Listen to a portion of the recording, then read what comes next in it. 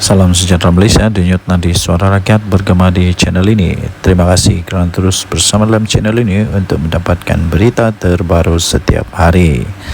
Sila tekan butang subscribe, like dan share. Malaysia kita punya, cintai Malaysiaku, kita jaga kita. Kita akan mulakan berita terbaru daripada channel ini. Tekan butang subscribe, like dan share. Salam sejahtera Malaysia, denyut nadi suara rakyat bergema di channel ini. Berita tentang PM Anwar, Datuk Sri Anwar Ibrahim, Perdana Menteri kita, tumbang letak jawatan. Berita tentang kononnya Datuk Sri Anwar Ibrahim akan tumbang, akan letak jawatan kerana ada ura-ura mungkin Barisan Nasional akan tarik Muhyiddin, tarik sokongan Muhyiddin Yassin akan jadi Perdana Menteri ke-11. Itu paling ditunggu-tunggu setakat inilah. Saya nampak semua orang tunggu-tunggu ini. Tapi ya, saya ingin tekankan kepada anda, tuan-tuan dan puan-puan yang dihormati sekalian, ini tidak akan berlaku, ya. Ini tidak akan berlaku. Sehingga ada yang paling lucu, ada yang lucu juga, sampai ada orang lucu, saya rasa lucu, orang beri komen kepada video saya, kata begini, kalau Muhyiddin angkat sumpah, dia akan angkat sumpah di mana? Di planet Marik kah, di planet Pluto kah? Ada lagi yang lagi lucu, orang kata ya, dia akan angkat sumpah di Istana Negara, di tandas Istana Negara. Itu adalah komen-komen lucu lah. Okey, jadi saya dapat sahkan kepada anda bahawa semua itu tidak akan berlaku lah, tidak akan berlaku. PM Anwar tidak akan tumbang untuk pada ketika ini, untuk ketika ini. Kalaupun UMNO, saya pun tidak tahu dari mana orang boleh belajar matematik salah ni. Saya pun matematik saya bukanlah cemerlang sangat, tapi saya pandai kira juga. Kalau sekarang jumlah yang ada beri sokongan kepada Perdana Menteri Datuk Sri Anwar Ibrahim itu, kalau tolak dengan Barisan Nasional keluar daripada kerajaan pun tidak tumbang juga, tidak tumbang. Masih ada majoriti muda. Jadi tidak pasti dari mana diorang belajar ni, guru mana yang ajar, siapa yang ajar diorang ini, sehingga diorang pun percaya, kalau UMNO letak jawatan keluar daripada kerajaan, ini akan tumbang. Mana mungkin berlaku. Ini soalan simple lah, matematik simple. Saya fikir ni matematik darjah 2 ni. Takkanlah orang yang terror sampai boleh bagi ISO 14001 tak boleh fikir itu. Yang paling lucu lagi, ada lagi yang lebih lucu. Konon-kononnya diberitahulah kepada mereka-mereka yang tidak pandai faham-faham ni, yang tidak pandai faham-faham ni, diberitahulah bahawa kalau kita menang di PRK ni, kita boleh ada harapan untuk tumbangkan kerajaan, tukar kerajaan Putrajaya. Ini lagi pelik. Saya tidak faham macam mana diorang boleh percaya dengan cakap-cakap orang begini. Kalau tidak pandai, cakaplah tidak pandai, janganlah memandai-mandai. Tidak mungkin akan ada perubahan. Ini tidak mungkin, macam mana pun tidak akan berlaku. Jadi tuan-tuan dan puan-puan, heran jugalah. Kalau anda pun heran, kalau anda heran juga sama seperti saya heran, mungkin anda boleh tinggalkan komen. Saya pun heran. Saya pun heran, ya. Saya betul-betul heran. Okey. So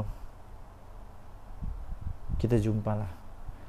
Kita tunggulah apa yang berlaku. Denyut nadi suara rakyat bergema di channel ini.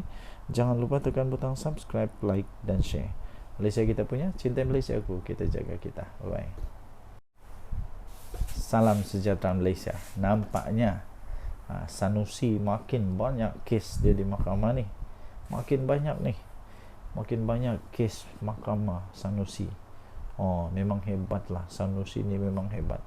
Kalau dalam bab ini memang dia hebat betul. Banyak dia punya kes mahkamah, dan kebanyakan kes mahkamah dia ini melibatkan apa? Melibatkan mulut dia yang celupar itu. Terbaru untuk kes Hat Sultan kes hasutan perbicaraan Sanusi. Yang ini adalah dia telah dituduh membuat hasutan tentang apa? Mari kita tengok dulu.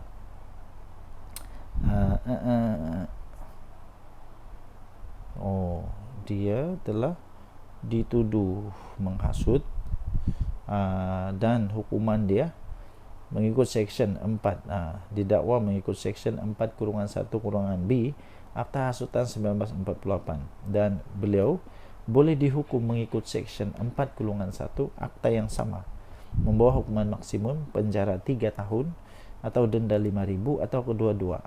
Jadi mungkin 5.000 ni sikit je lah, tak ada pun celah-celah gigi je ni kalau 5.000, tapi yang penjara tu, kalau dia kena penjara, semua dia punya hak keistimewaan boleh ditarik balik. Okey, jadi apa yang cerita tentang kes hasutan ini?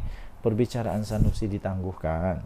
Perbicaraan kes Menteri Besar Kedah Datuk Seri Muhammad Sanusi Maknor atas 2 pertuduhan menghasut yang sepatutnya bermula pada 22 Julai yang lalu telah ditangguhkan ke September depan.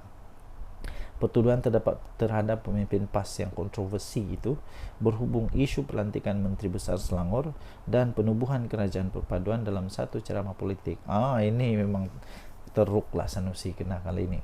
Siapa yang buat laporan polis? Majlis Dewan Diraja Selangor. Bukan calang-calang.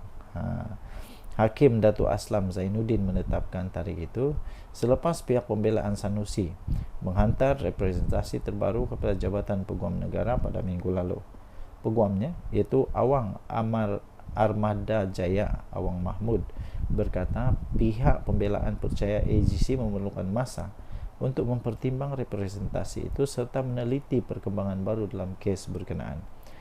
Jika mahkamah bersetuju, saya mencadangkan penangguhan selama 2 bulan untuk pihak-pihak mendapatkan maklumat penuh dan mempertimbang representasi ini, kata kenyataan itu. Tambahnya lagi, saya mohon ditetapkan tarikh untuk pengurusan kes dalam masa 2 bulan, katanya lapor BH. AGC pada Mei yang lalu mengesahkan telah menolak representasi yang dikemukakan oleh Sanusi bagi membatalkan 2 tuduhan menghasut yang dihadapinya oleh ahli Dewan Undangan Negeri Jeneri itu. Pada 18 Julai 2023, Sanusi yang juga pengurusi Perikatan Nasional PN Kedah mengaku tidak bersalah di Mahkamah Session Selayang atas 2 pertuduhan berkenaan. Kes itu kemudian dipindahkan ke Mahkamah Tinggi Shah Alam 1 Februari yang lalu untuk dibicarakan. Ketua Pengarah Pilihan Raya PAS itu juga mengemukakan representasi kepada AGC untuk membatalkan 2 pertuduhan dihadapinya, tetapi representasi itu ditolak. Mahkamah sebelum ini telah menetapkan 23, 29 dan 30 hari bulan serta 5, 6, 9, 12. Salam sejahtera Malaysia. Denyut nadi suara rakyat bergema di channel ini. Belum pun bermulanya kempen untuk PRK negeri, adun negeri, sudah ada keyakinan besar daripada kerajaan perpaduan bahawa tempat ini bakal dirampas oleh kerajaan perpaduan. Adakah mereka boleh mengalahkan PAS Bersatu Perikatan Nasional di Dunegiri? Tinggalkan komen anda. Okey. So, siapa yang sangat sangat yakin bahawa PAS akan kalah atau Bersatu akan kalah di sana, tidak lain tidak bukan bekas orang besar PAS sendiri, bekas orang besar PAS sendiri, yang memang sudah tahu selok belok PAS macam mana, yang sudah tahu permainan politik PAS macam mana. Akhirnya dia kata yakin kerusi Dun Negeri milik perpaduan. Ini dari harapandaily.com juga bertarikh 22 Julai. Amanah yakin kerusi Dun Negeri milik perpaduan. Presiden Amanah Datuk Seri Muhammad Sabu optimis kerusi Dewan Undangan Negeri Dun Negeri mampu ditawan oleh kerajaan perpaduan. Saya tidak kisahlah siapa yang menang sebenarnya, tapi saya suka kalau kerajaan perpaduan menang. Kenapa? Supaya nanti ada cukup pembangkang bertambah pembangkang di Dewan Undangan Negeri di mana tempat negeri ni, di Kelantan kalau tidak silap. Kenapa? Supaya adalah semakin bagus, semakin padulah, semak dan imbang untuk kerajaan Kelantan. Tidaklah tiada yang bangkang, tiada yang sokong, nanti semua sokong saja. Jadi katanya Pakatan Harapan melancarkan jentera seawal mungkin, bertujuan untuk membolehkan gerak kerja disusun dengan kemas dan mantap. Dia kata, supaya apabila masuk tempo berkempen nanti, kita dapat bergerak seiring dengan parti-parti komponen dalam kerajaan perpaduan bagi memastikan kemenangan.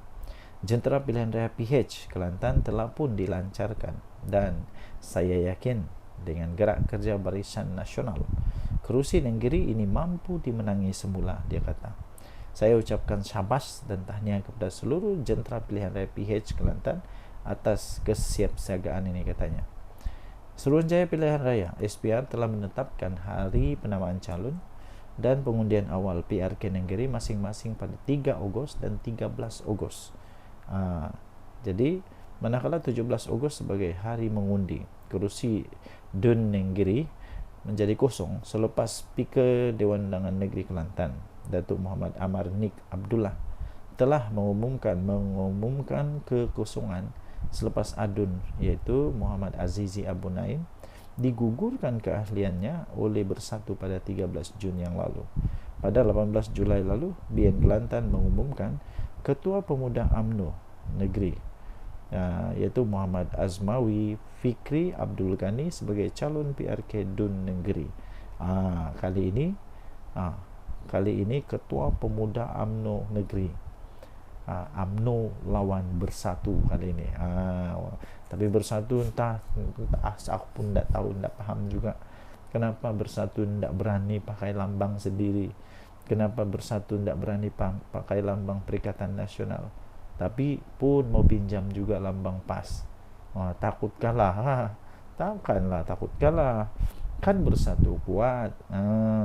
Buktikanlah tanpa terlalu terlalu berharap sangat dengan PAS pun boleh menang. Ini terpaksa pula pakai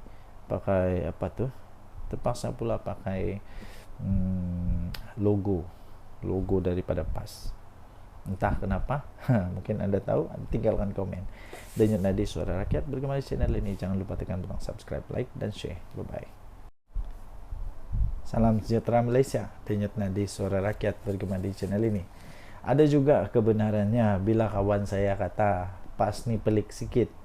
Kalau dia buat tidak salah. Kalau dia buat tidak salah, malah nanti dia akan keluarkan banyak dalil lah, banyak macam lah. Dia akan keluarkan dalilnya, dia akan buat macam-macam lah, ya, macam-macam. Tapi kalau orang lain buat, semuanya salah. Semua salah, tak ada yang betul kalau orang lain buat. Tapi kalau dia buat, mesti ada dalilnya. Anda setuju kah dengan kawan saya punya kata itu? Kadang-kadang ada benarnya. Termasuk satu ni lah. Waktu DAP bersama dengan PAS, okey je. Nama itu waktu itu kalau saya tidak silap, nama dia Pakatan Rakyat. Waktu itu Pakatan Rakyat, kalau saya tidak silap.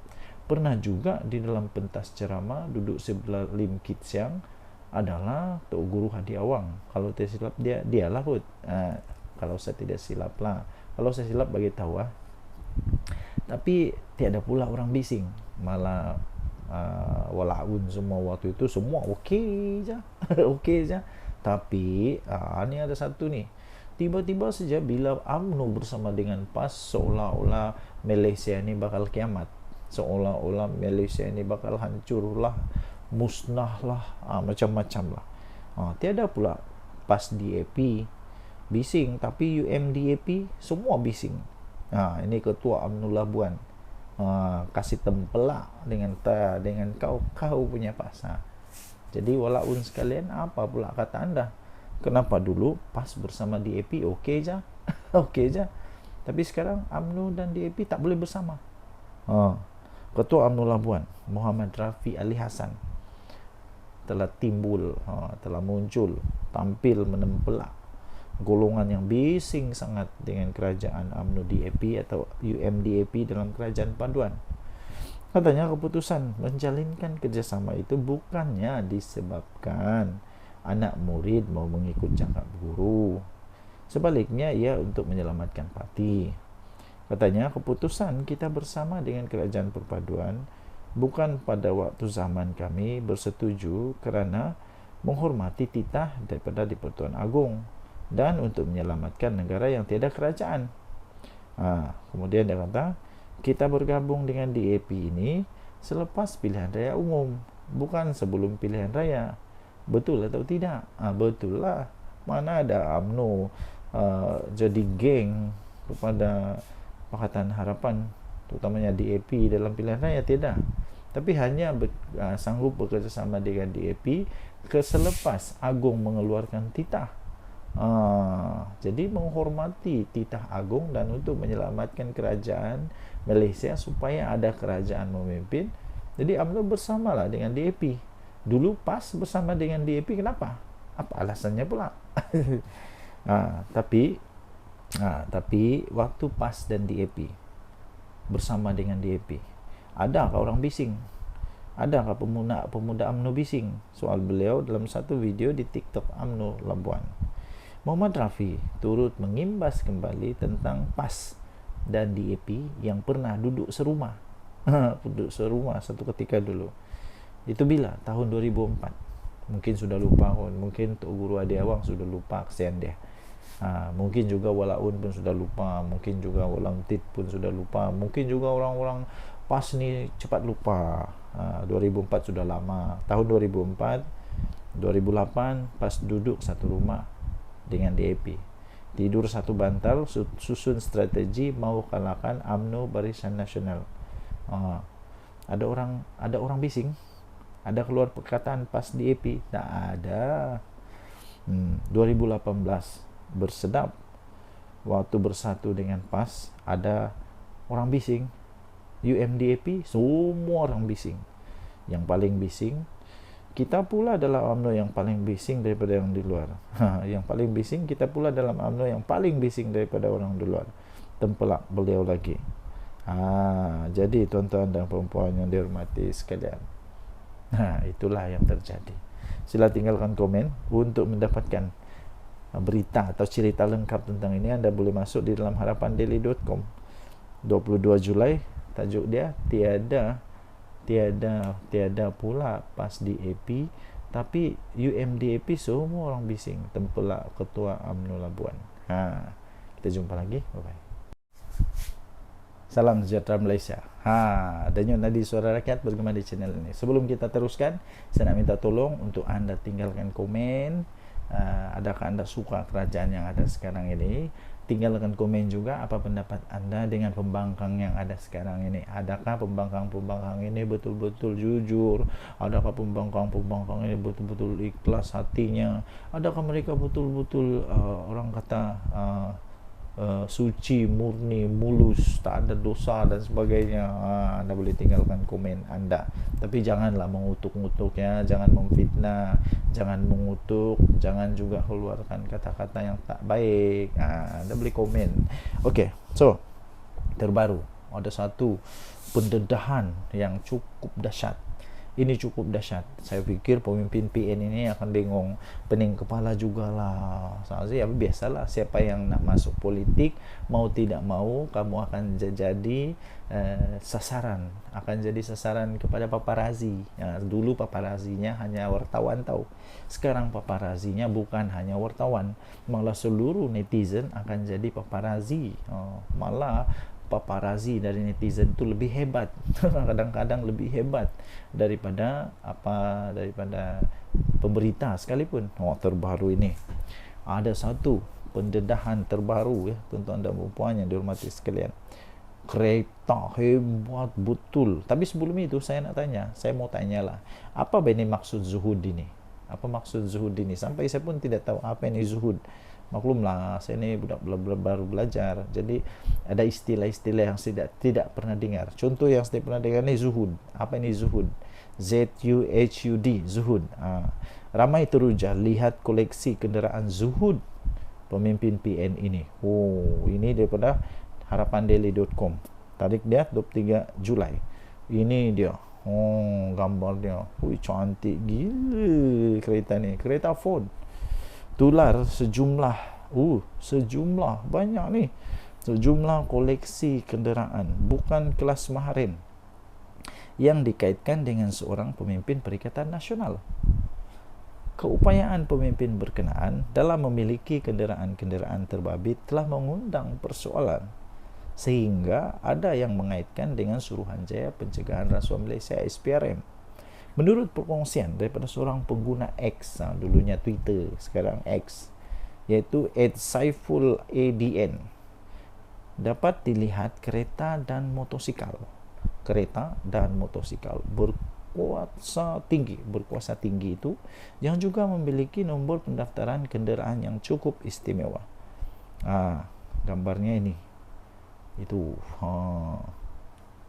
Semakan daripada Harapan Daily mendapati bagi model motosikal otomatik AT di bawah siri Honda X ADV yang terpampang di media sosial itu, harganya itu bermula daripada Rp63.299. Ini bukan motosikal kelas maharin. Mungkin dia ada business code. Susulan itu rata-rata menyindir sikap zuhud pemimpin berkenaan, malah mencadangkan penduduk di negeri yang dikuasai PN itu bersepakat membaca doa kunut nazilah. Tidak kurang juga yang secara sinis berkongsi gambar penyokong pembangkang yang umum di Lalualaun hanya mampu menunggang motosikal kapcai sambal menjual akhbar rasmi PAS Haraka. Salam sejahtera Malaysia. Masih lagi misteri sampai sekarang ya tuan-tuan dan puan-puan. Apa sebenarnya yang terjadi di antara PAS dengan Mat Sabu? Sebab Mat Sabu kan dulu orang kuat PAS. Kenapa dia sanggup untuk tinggalkan PAS dan kemudian dia tubuhkan parti yang disebut sebagai Parti Amanah? Jadi ramai orang nak tahulah apa sebenarnya yang berlaku, apa rahsia di sebaliknya. Mungkin anda tahu salah satu rahsia itu, anda boleh tinggalkan di ruang komen. Apa sebenarnya terjadi di antara PAS dan Mat Sabu, Menteri Pertanian kita sekarang? Apa sebenarnya yang terjadi? Dan sekarang ini ada satu artikel yang saya ingin kongsikan kepada anda. Tajuknya, Tinggalkan PAS dan Mewujudkan Amanah, Langkah Bijak Mat Sabu, 23 Julai 2024 oleh Akmal Manaf. Seorang TikTokers yang dikenali sebagai Abang Botak menyifatkan tindakan Presiden Amanah Datuk Seri Muhammad Sabu meninggalkan PAS pada satu ketika dahulu sebagai keputusan yang tepat lagi bijaksana. Ini kerana katanya pencapaian demi pencapaian yang telah ditunjukkan oleh Muhammad, atau lebih dikenali sebagai Abang Mat, dalam mengemudi kementeriannya, yaitu Kementerian Pertanian dan Keterjaminan Makanan KPKM. Kata TikTok itu memang berbaloi guys. Satu keputusan besar yang diambil oleh Abang Mat satu ketika dulu untuk meninggalkan Parti PAS dan mewujudkan Parti Amanah adalah keputusan yang amat bijak dan tepat sekali. Adakah anda setuju dengan kalimat itu? Jika anda setuju, anda tinggalkan komen. Bagus jugalah. Abang Mat yang menjadi Menteri Pertanian dan Keterjaminan Makanan pada hari ini telah pun menampakkan hasil yang cukup baik dan memberi manfaat kepada seluruh rakyat Malaysia ketika kita memerlukan seorang pemimpin yang telus dan bekerja kuat. Jadi harap-harap lepas ni Mat Sabu dapatlah ISO 14001 Bukan setakat orang Semenanjung saja mendapat manfaat daripada inisiatif KPKM ini. Malahan rakyat Sabah turut mendapat limpahan dan merasa manfaat tersebut. Puji lelaki itu kepada Muhammad. Betul tak betul? Saya rasa betul. Saya orang Sabah, Saya pun sendiri nampak bagaimana orang-orang petani-petani di Sabah mendapat manfaat daripada inisiatif-inisiatif kementerian daripada Mat Sabu. Memang terbaik. Malah dalam video yang sama, lelaki itu juga turut menyebut tentang gerak kerja daripada Muhammad yang juga adalah ahli parlimen dari Kutaraja itu. Katanya hari ini YB Mat Sabu menyatakan begitu optimis untuk mendapatkan dana tambahan bagi menambah baik sistem pengairan di jelapang padi di mana? Di Kota Belud, di Sabah tau. Di mana akan mencapai sasaran 10 tan pengeluaran padi, yang mana berlaku sekarang peningkatan 2 hingga 4 tan per hektar per musim. Dengan dana tambahan itu dapatlah diperluaskan lagi program SBB Smart Sawah. Ini yang telah terbukti hasilnya yang begitu memberangsangkan. Ini kita pujilah Abang Mat kerana berani meninggalkan parti PAS suatu ketika dulu dan hari ini dapat menabur bakti dan memberi manfaat kepada semua rakyat Malaysia. Steady Abang Mat, salut, kata lelaki itu sebelum mengakhiri videonya. Saya setuju. Antara banyak-banyak yang saya setuju, ini saya setuju. Kerana apa? Di Sabah sendiri kita boleh nampak ni semua orang di Sabah, terutama di tempat saya, sedang sibuk dengan mengurus padi, mengurus insentif, mengurus macam-macam urusan. Kenapa? Adalah adanya bantuan-bantuan yang sangat baik daripada kerajaan. Kerajaan yang dulu pernah buat, ada yang dia pernah buat, ada yang dia tak pernah buat. Ada yang buat semacam melepas batuk di tangga, cakap saja, janji saja, tapi pelaksanaan tidak. Sekarang sudah nampak pelaksanaan. Denyut Nadi, suara rakyat bergema di channel ini. Jangan lupa tekan butang subscribe, like dan share. Malaysia kita punya, cintai Malaysiaku, kita jaga kita. Bye-bye. Salam sejahtera Malaysia. Denyut Nadi, suara rakyat bergema di channel ini. Tuan-tuan dan puan-puan yang dihormati sekalian, ada satu tajuk artikel berita yang cukup mengejutkan saya. Anda tinggalkan komen apa pendapat anda dengan tajuk berita ini, yaitu PAS sedang diperalatkan bersatu. Betulkah bersatu sedang memperalatkan PAS?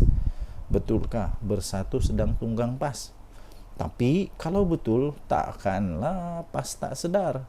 Takkanlah PAS terus membiarkan dia diperalatkan oleh bersatu untuk kepentingan politik bersatu.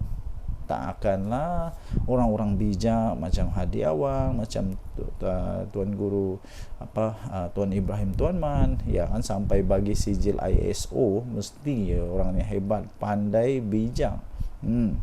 Takkanlah mereka tak sedar mereka sedang diperalatkan kalau betul PAS sedang diperalatkan oleh bersatu.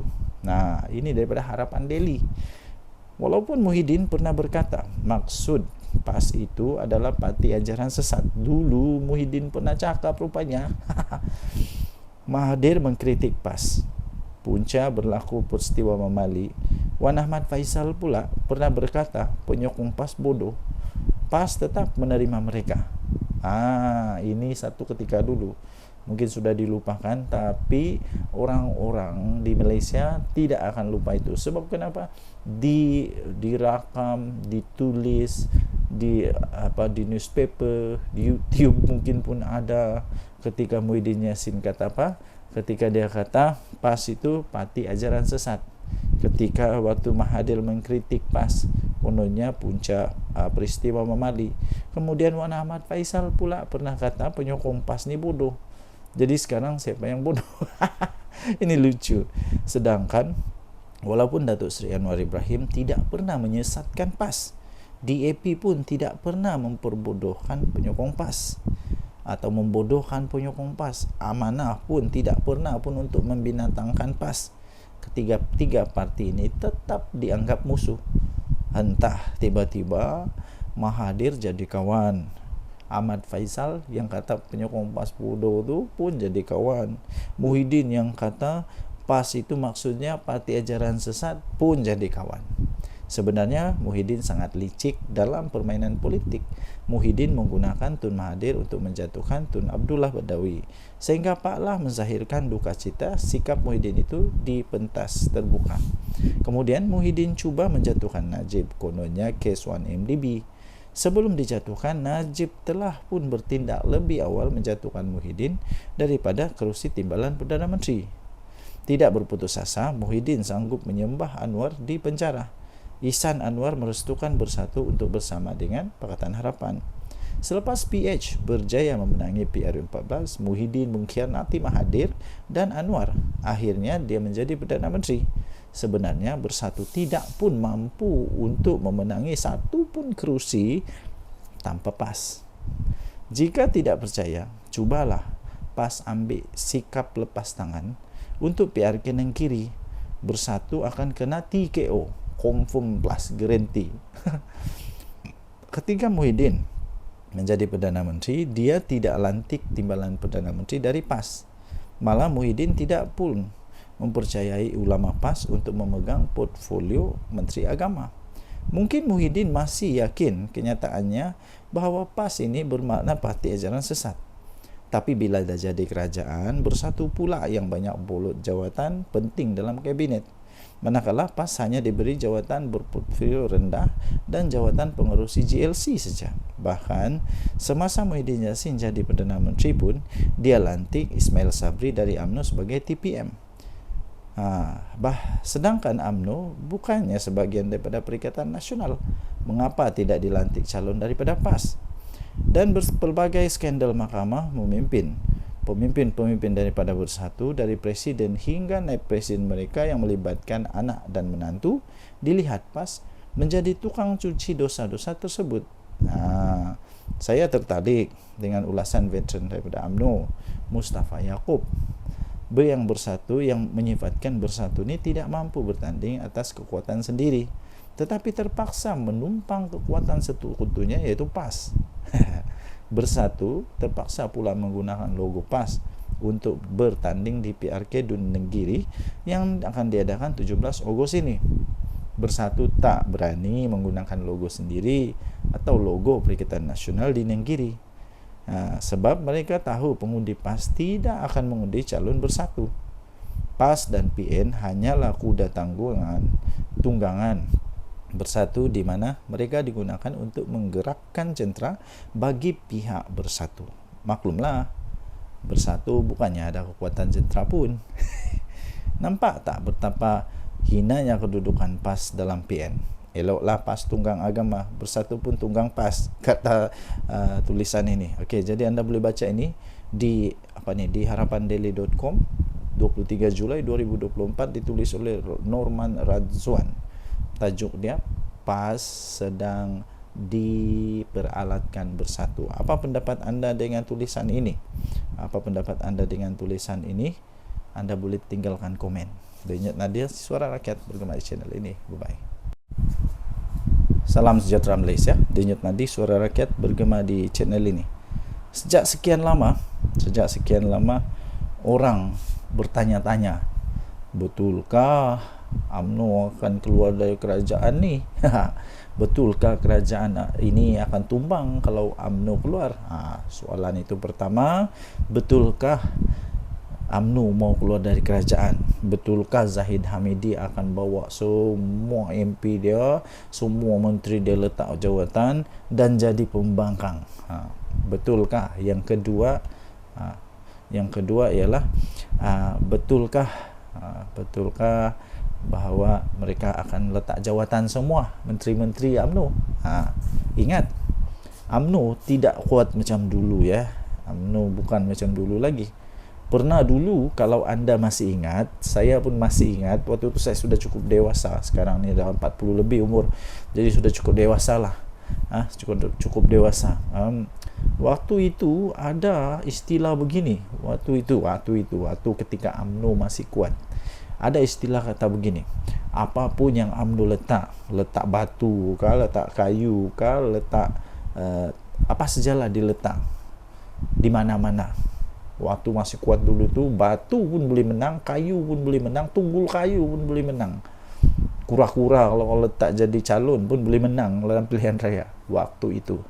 Tapi sekarang tidak lagi. Sehingga baru-baru ini ada juga artikel kata begini, kalau UMNO tidak bekerjasama dengan mana-mana parti tidak bekerjasama ataupun dia bertanding secara solo untuk pilihan raya umum ke-15 nanti, menurut artikel itu kata tidak ada harapan untuk UMNO untuk menang besar lagi. Silap-silap Zahid Hamidi boleh kalah, silap-silap Tok Matasan boleh kalah, silap-silap siapa lagi, yang besar-besar lah boleh kalah, silap-silap tumbang dan boleh pupus UMNO ni. Sebab sekarang UMNO bukan macam dulu lagi. Ya, jadi kerana itu ya tuan-tuan dan puan-puan, kalaulah UMNO keluar daripada kerajaan ini, pada pendapat saya, pertama, kerajaan tak perlu risaulah. Tidak perlu risau pun. Kalau dia keluar pun, kerajaan tetap ada majoriti muda. Kerajaan Madani ini, Datuk Seri Anwar Ibrahim, tetap ada majoriti muda dan belum tumbang. Tapi ya, dapat disahkan tidak ada lagi majoriti 2/3. Risikonya kepada Datuk Seri Anwar Ibrahim hanya satu, iaitu ketika pembentangan rang undang-undang pembekalan. Kalau tidak ada sokongan, dia mungkin terpaksa letak jawatan. Tapi untuk kata otomatik kerajaan Madani tumbang itu tidak mungkin berlaku. Ya. Jadi menteri-menteri UMNO saya fikir tidak akan begitu mudah untuk meletak jawatan. Bukan mudah, lagipun ramai orang lagi berbaris menunggu. Kalau semua menteri UMNO keluar, bagus jugalah. Ada peluang untuk DAP, ada peluang untuk amanah, untuk isi tempat mereka.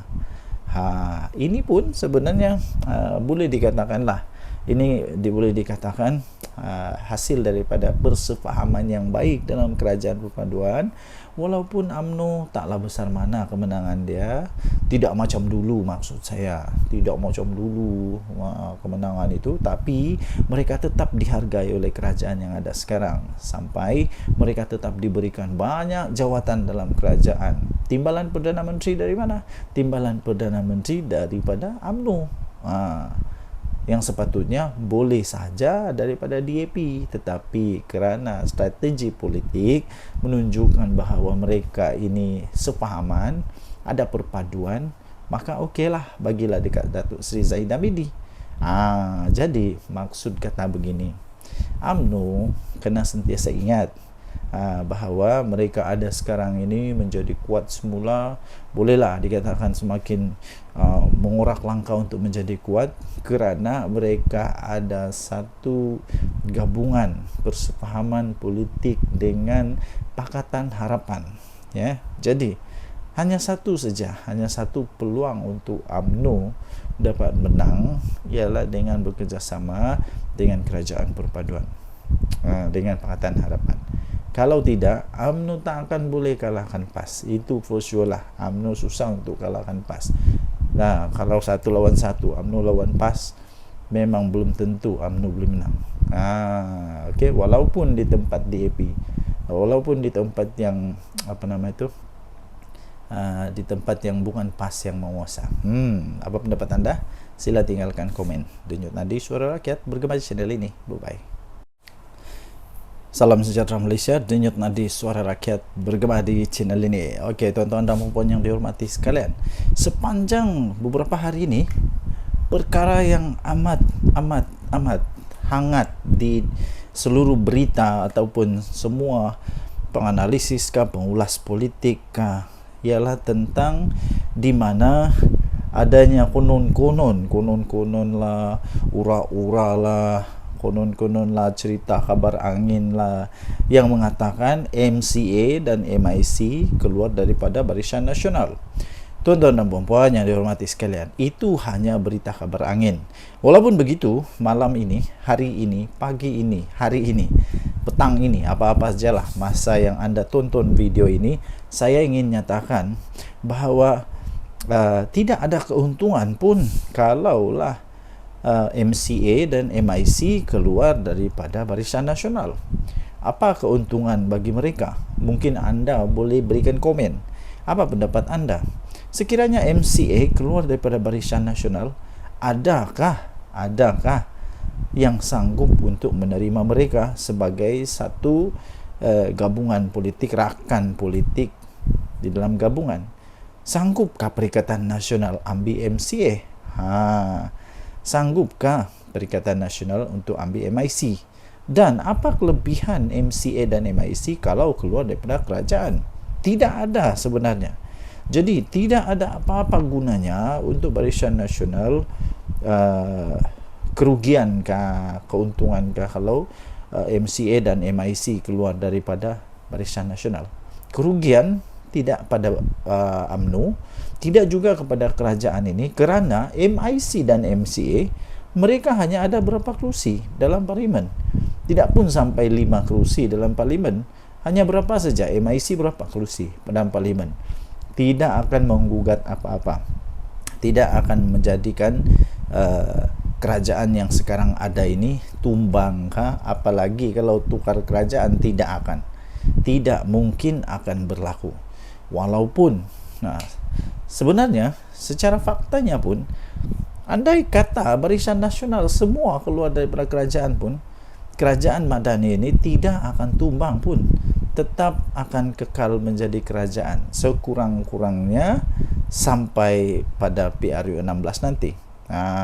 Tuan-tuan dan puan yang dihormati sekalian, jika begitu, apa sebenarnya sebab untuk Barisan Nasional kehilangan MCA dan MIC?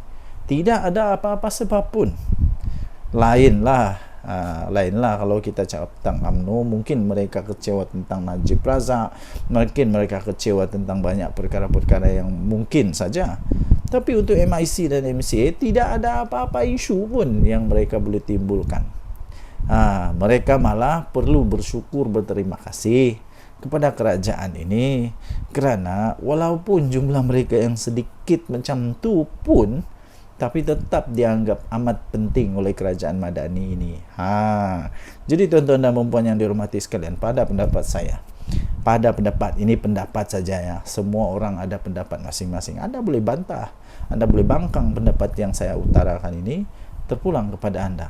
Sekiranya MIC dan MCA nak keluar, kalau pendapat saya, UMNO tak payah nak tergeh-geh pun, untuk pujuk MCA atau MIC ni. Biar pergi kat mereka lah. Mereka nak pergi bergabung dengan PAS kah, nak bergabung dengan Bersatu kah, terpulanglah. Mau buat pergabungan baru. Kalau sekarang ini ada Perikatan Nasional, mungkin selepas ini ada Perikatan Paling Nasional. Tak kisahlah. Yang penting pada pendapat saya, kalau mereka nak keluar, biar pergi kat mereka. Mungkin mereka suka untuk jadi pembangkang, dipersilakan. Tapi setakat ini semua itu hanya kabar angin. Dan kalau mereka keluar pun, tiada apa-apa pun kerosakan kepada kerajaan ini. Jadi apa pendapat anda? Sila tinggalkan komen anda. Sekiranya MCA dan MIC mau keluar, apa pendapat anda? Betulkah mereka mau keluar? Mungkin anda ada sumber yang lain yang mengatakan mereka mau keluar. Tapi pada pendapat saya, tidak akanlah mereka keluar untuk setakat ini, kerana tidak ada apa-apa keuntungan pun. Dan saya fikir UMNO tidak akan tergugat pun. UMNO tidak pun rasa kecil hati kalau mereka keluar. Tinggalkan komen, tekan butang subscribe, denyut nadi Suara Rakyat bergema di channel ini. Bye-bye. Salam sejahtera Malaysia, denyut nadi Suara Rakyat bergema di channel ini. Okey, tuan-tuan dan puan yang dihormati sekalian, sepanjang beberapa hari ini, perkara yang amat hangat di seluruh berita ataupun semua penganalisis pengulas politik ialah tentang di mana adanya konon-konon lah, ura-ura lah, konon lah, cerita kabar angin lah yang mengatakan MCA dan MIC keluar daripada Barisan Nasional. Tuan-tuan dan puan yang dihormati sekalian, itu hanya berita kabar angin.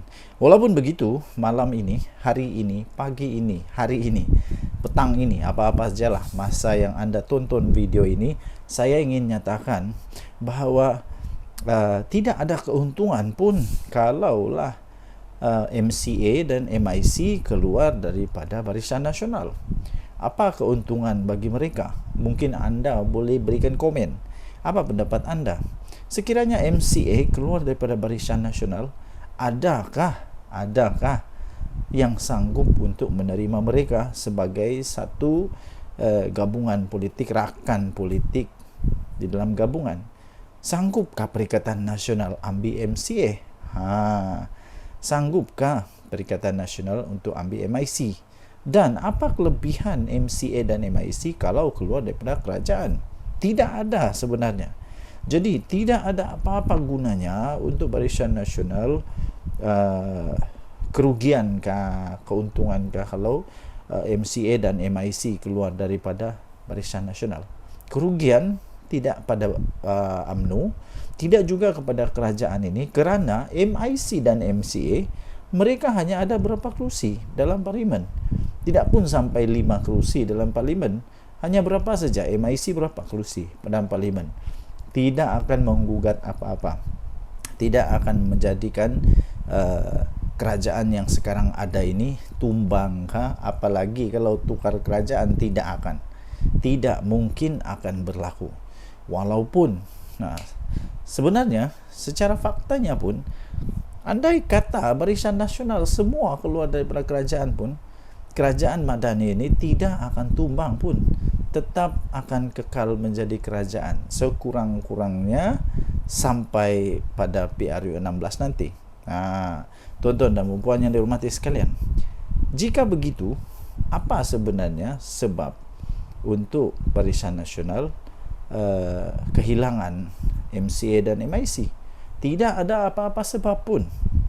Lainlah kalau kita cakap tentang UMNO, mungkin mereka kecewa tentang Najib Razak, mungkin mereka kecewa tentang banyak perkara-perkara yang mungkin saja.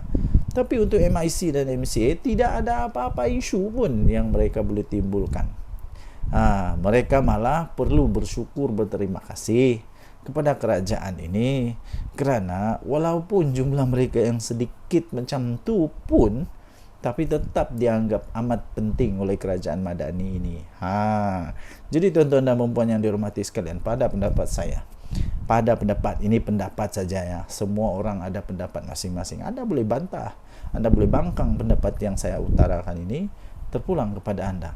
Sekiranya MIC dan MCA nak keluar, kalau pendapat saya, UMNO tak payah nak tergeh-geh pun, untuk pujuk MCA atau MIC ni. Biar pergi kat mereka lah. Mereka nak pergi bergabung dengan PAS kah, nak bergabung dengan Bersatu kah, terpulanglah. Mau buat pergabungan baru. Kalau sekarang ini ada Perikatan Nasional, mungkin selepas ini ada Perikatan Paling Nasional. Tak kisahlah. Yang penting pada pendapat saya, kalau mereka nak keluar, biar pergi kat mereka. Mungkin mereka suka untuk jadi pembangkang, dipersilakan. Tapi setakat ini semua itu hanya kabar angin. Dan kalau mereka keluar pun, tiada apa-apa pun kerosakan kepada kerajaan ini. Jadi apa pendapat anda? Sila tinggalkan komen anda. Sekiranya MCA dan MIC mau keluar, apa pendapat anda? Betulkah mereka mau keluar? Mungkin anda ada sumber yang lain yang mengatakan mereka mau keluar. Tapi pada pendapat saya, tidak akanlah mereka keluar untuk setakat ini, kerana tidak ada apa-apa keuntungan pun. Dan saya fikir UMNO tidak akan tergugat pun. UMNO tidak pun rasa kecil hati kalau mereka keluar. Tinggalkan komen, tekan butang subscribe, denyut nadi Suara Rakyat bergema di channel ini. Bye-bye.